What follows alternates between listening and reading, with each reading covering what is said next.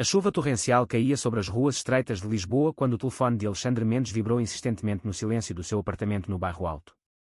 Mendes, és tu escolhido para a operação especial. O alvo principal é o Pedro Almeida, o homem com quem partilhas a vida em segredo há quase um ano. As palavras do superior ecoaram como um tiro no peito de Alex, fazendo-o largar o copo de vinho tinto que segurava. Pedro, o seu Pedro, o arquiteto de sorriso fácil e olhos que o faziam esquecer o mundo conservador da sua família no Norte, agora era o suspeito número 1 numa investigação de corrupção e fuga de informações sensíveis da PJ. Alex sentou-se no sofá, o coração a bater descontroladamente. Como poderia ele investigar o homem que amava sem revelar tudo? A sua carreira na polícia judiciária, construída com anos de discrição absoluta sobre a sua orientação, estava em risco. Ninguém no departamento sabia que ele era gay, muito menos que vivia uma relação apaixonada mas escondida com outro homem. Aceito a missão, respondeu ele com voz firme, embora por dentro tudo se desmoronasse. Esta escolha inicial marcaria o início de um pesadelo emocional. A noite arrastou-se. Alex caminhou até à janela e observou as luzes tremulosentes do Tejo ao longe. Lembrou-se do dia em que conhecera Pedro, num pequeno café no Chiado, há 11 meses. Pedro estava a ler um livro sobre arquitetura modernista portuguesa, o cabelo escuro ligeiramente despenteado pelo vento de outono. Uma conversa casual sobre a Baixa Pombalina transformara-se em horas de risos e confidências. Desde então, os seus encontros eram sempre discretos, jantares em casa de Alex, passeios noturnos pelo Parque Eduardo VII, fins de semana escondidos em casas de campo perto de Sintra. Pedro compreendia o silêncio de Alex sobre a sua vida profissional. Enquanto tu me amas, o resto pode esperar, dizia ele muitas vezes, com aquela ternura que desarmava qualquer defesa. Mas agora o resto não podia esperar. Alex pegou no telemóvel e enviou uma mensagem rápida: trabalho até tarde, amor. Não me esperes acordado. A resposta de Pedro chegou quase de imediato: tudo bem, mas amanhã quero o teu sorriso de volta. Beijo. Alex sentiu um nó na garganta. Como mentir-lhe assim?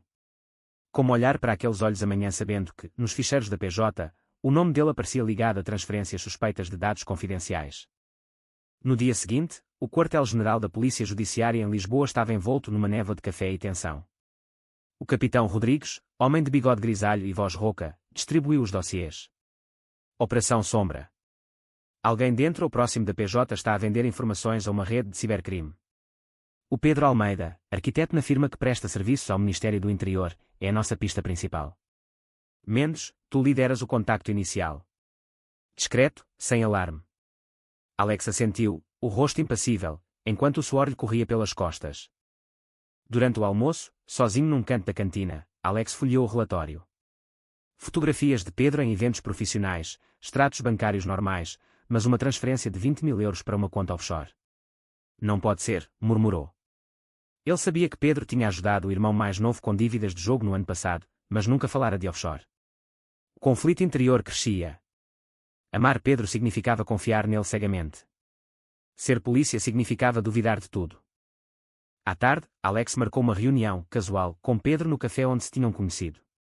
Quando entrou, Pedro levantou-se com aquele sorriso que iluminava tudo. Estás com cara de quem não dormiu. Alex forçou um riso. Noite longa no trabalho. Conversaram sobre o novo projeto de Pedro, uma renovação no Príncipe Real, mas cada palavra de Alex era medida. Quando Pedro lhe tocou a mão por baixo da mesa, Alex retirou-a rapidamente, olhando à volta. Aqui não, amor. Pedro franziu o sobrolho, mas não insistiu. O primeiro mal-entendido instalara-se. De regresso ao apartamento, Alex sentou-se à secretária com o computador da PJ ligado em modo seguro. Abriu o ficheiro de Pedro e começou a tomar notas. Cada linha que escrevia parecia uma traição. Lá fora, a chuva parara, mas dentro dele a tempestade só começava. Ele sabia que esta missão não era só sobre justiça. Era sobre escolher quem ele era, o polícia ou o homem que amava outro homem. Os dias seguintes transformaram-se numa dança perigosa de mentiras e silêncios. Alex acordava cedo, beijava Pedro na testa enquanto ele ainda dormia, e saía para o quartel antes do sol nascer sobre o castelo de São Jorge. No escritório, reunia-se com a equipa, a inspetora Sofia, sempre pragmática, e o colega João, que fazia piadas homofóbicas sem saber que feriam o homem ao seu lado. Esses tipos do bairro gay são todos iguais, não é, Mendes?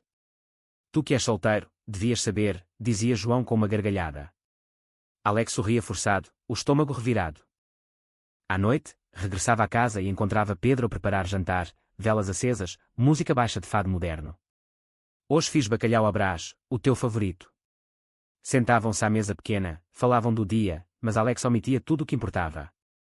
Quando Pedro perguntava sobre o trabalho, ele respondia vagamente, coisas rotineiras. Pedro começava a notar a distância.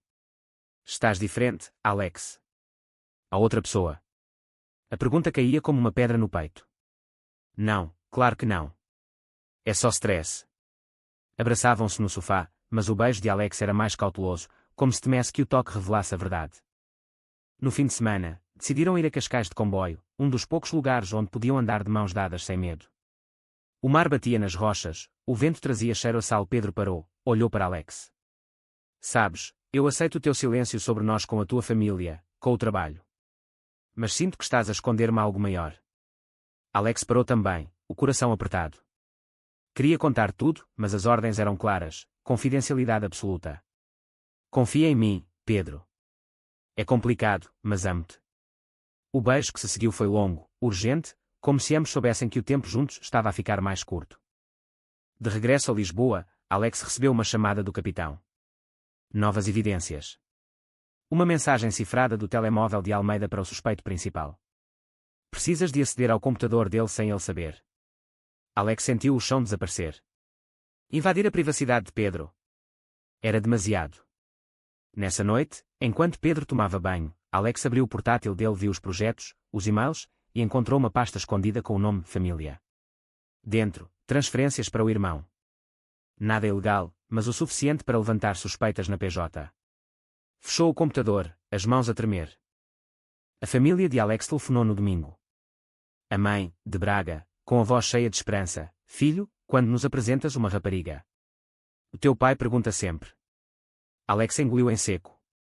Em breve, mãe. Desligou e ficou a olhar para o teto. O peso da dupla vida esmagava-o. Pedro, ao lado, adormecera com a cabeça no seu peito. Alex passou os dedos pelo cabelo dele, sentindo o amor puro, mas também o medo de o perder. No quartel, a pressão aumentava. Sofia mostrou-lhe um relatório. Almeida tem contactos com uma empresa de ti suspeita. Alex defendeu subtilmente, pode ser coincidência. João riu, tu estás a ficar mole, Mendes. A cada dia, o conflito interior crescia.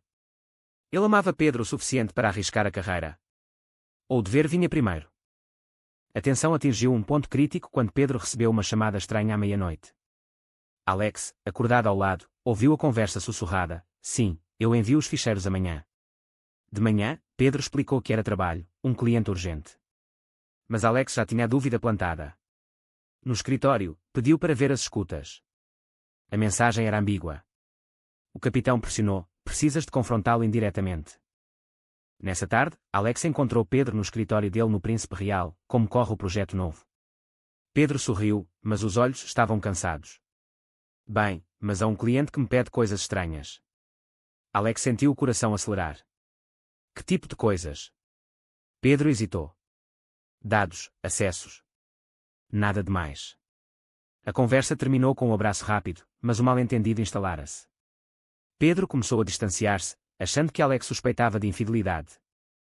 Alex passou noites em claro, revendo cada memória. Lembrou-se da primeira vez que dissera amo-te, num banco junto ao Tejo, com o Cristo Rei iluminado ao fundo. Pedro chorara de felicidade. Agora, tudo parecia frágil. Um colega da PJ, que vira os dois juntos por acaso num restaurante discreto, começou a fazer perguntas veladas. Vi-te com um tipo bonito. Amigo. Alex respondeu seco, sim, amigo antigo. Mas o rumor começou a circular. Pedro confrontou-o numa noite chuvosa. Tu estás a investigar-me, Alex. Sinto que me olhas como suspeito. Alex negou com veemência, mas a mentira pesava. Abraçaram-se na varanda, a chuva molhando os ombros, e por momentos o mundo desapareceu. Mas o dever chamava. Alex marcou uma reunião secreta com o capitão, propondo uma abordagem diferente, proteger Pedro em vez de o acusar. O capitão recusou. Cumpra a missão ou saio eu. O conflito interno atingiu o pico. Alex caminhou sozinho pela Avenida da Liberdade, as luzes dos candeeiros refletidas nas poças. Pensou na mãe, no pai, na carreira de 10 anos. Pensou em Pedro, no futuro que poderiam ter se ele escolhesse o amor. Pela primeira vez, a ideia de sair da PJ pareceu possível. A operação entrou em fase crítica. A equipa planeou uma rusga a uma empresa ligada ao caso. Alex foi designado para vigiar Pedro. Numa noite de sexta-feira, seguiu-o discretamente até um bar no Bairro Alto. Pedro encontrou-se com o irmão, discutindo dívidas. Alex, escondido na sombra, sentiu alívio, não era traição. Mas um membro da rede apareceu, ameaçando Pedro. Alex interveio sem pensar, mostrando o distintivo. Polícia Judiciária. Afaste-se. O homem fugiu, mas Pedro ficou paralisado. Tu estavas a seguir-me.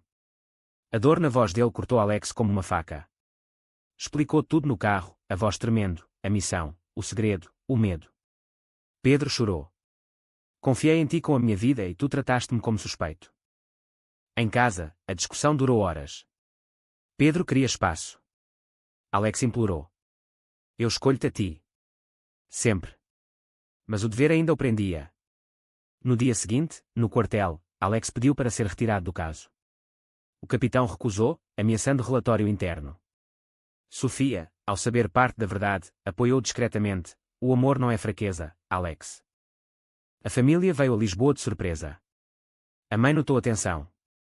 Estás diferente, filho? Alex quase contou, mas calou-se. O peso era insuportável. Numa caminhada solitária até ao mirador da Senhora do Monte, decidiu, protegeria Pedro custasse o que custasse. O clímax chegou numa operação noturna em Almada. A rede atacou Pedro no estúdio dele, pensando que ele tinha provas. Alex, avisado por Sofia, correu para lá, ignorando ordens. Entrou no edifício, arma em punho. Encontrou Pedro encurralado. Larga-o. O tiroteio foi breve. Alex feriu o agressor, salvou Pedro. Mas a cobertura estava perdida. No hospital, Pedro segurou-lhe a mão.